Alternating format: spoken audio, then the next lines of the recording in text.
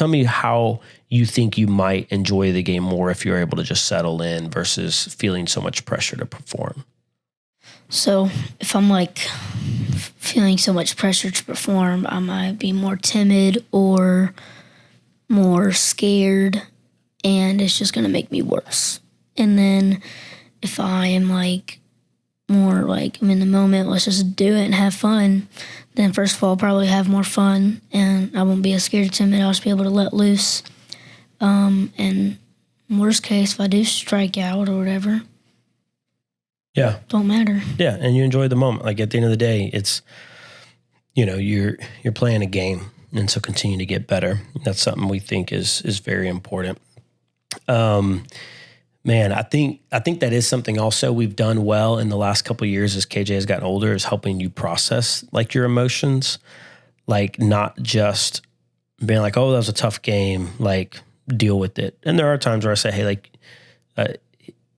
you could probably finish this sentence. It's okay to cry, but suck it up, deal with it. Dang, that wasn't what I was going to say. But it's okay to cry, but not right now, or not about that. Yeah, it's all good. I have said suck it up and deal with it. So that's not coming out of nowhere. That's great. But I say a lot, it's okay to cry, but not about that. Meaning like, hey, like we can cry, we can have emotions, but not like this is something that is in this moment maybe isn't worth crying about. Or maybe you just need to save it for an hour or two later when we're in the car and we're able to talk about it. Like you have a team that needs you right now. And so there are times where it's like, hey, we need to kind of deal with it in this moment. But we also need to be able to have those times to process those emotions because they're coming from somewhere. And I believe most emotions come from what we believe. And so if we believe that like in that moment, for example, where it's hot and sweaty and we're hurt and we just hate this and this is going to be miserable and it's going to be like this forever versus maybe 30 more minutes, we're going to have a different attitude and a different approach. If we feel like people are judging us based on our performance, then we're going to respond accordingly. So I think we've helped you process your emotions. A cool story. Tell them a little bit about the situation against, it was against Top Tier. It was in Huntsville where you got crossed up, and maybe just tell them what happened in that moment. And I'm going to lead that into another question in just a second. So I gave my pitcher sign of curveball, and he threw it. It was like right middle, so I thought it was going to drop. So because it was a curveball. So I went down to my blocking position, and it never dropped and hit me straight in the forearm. So that hurt real bad.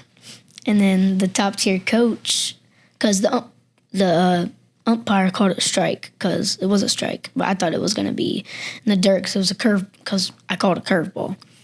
He called it a strike, but the Top Tier coach was really mad because I went into a blocking position. So he thought it went in the dirt. He ended up getting thrown out. We're not throwing him under the bus, but it was just all that happened at once. I'm watching from the sideline. I'm like, what just happened? Did he get hurt? Is he mad? Because also after that, you did block it, even though it just hit you straight at the forearm. He didn't even know it getting crossed up meant at the time, but he'd called for a curveball, threw a fastball, mix up, whatever, no big deal. He also got up and tried to throw the runner out at second, threw it a little bit high. So I don't know if he was frustrated at whatever, but after the game, I'm like asking him, hey, what happened in that moment? Because I could tell he was frustrated. Do you remember what you told me? I think I said it was like embarrassing or whatever. Yeah, he said like, honestly, I was just embarrassed, which I thought, and he did get a little hurt. He had a bruise. Like he also maybe was a little bit frustrated. He thought he had kind of made the mistake, and later we were able to go back and realize what happened. But I thought it was very self-aware of you to realize that in that moment, you were feeling primarily just embarrassment. And what's crazy is like hardly anyone else knew what happened. Like I don't think anybody really even blamed him. And so I feel like that's where just an area of growth that I think we've done and you've continued to grow in and allow us to continue to help you process like what you feel in those moments. Because that's just self-awareness, which leads to mental toughness, which we talk about. To be able to say, like really, I'm just embarrassed. I'm not actually as hurt as I am embarrassed. So I'm not going to pretend that I'm more hurt than I am. Like maybe I'm hurt, but I'm also embarrassed. So I think that's cool. Are there any other times where like you've really processed your emotions, or like as you think through, or is that kind of the main one? There probably is, but I can't really think of them off the top of my head right now. Yeah, for sure. How does processing those emotions help you? It helps me because like I can say what I feel out loud, and sometimes I'll just be like, I don't know, but like I don't really think about it. So, and then it helps me just like know what I felt at the time and why I felt it. That's good. And it allows us to get to the root of those beliefs. Yeah. Right. Because like him saying out loud, like, I don't want you guys to be embarrassed of me. I don't want to let my coach down. Like he knows in his head that his coach is for him, that his parents are for him. But his heart, what he believes is telling him, hey, like them being behind you is based on you performing or being good enough or smart enough or talented enough or athletic enough. And so it's in these moments that we get to find those beliefs and ultimately pray about them, surrender them to God and be like, all right, God, like we need your help in this belief.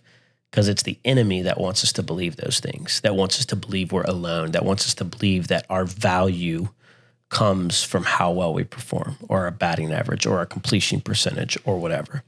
And so these are things that we're working to continue to grow on, and we try to help them in.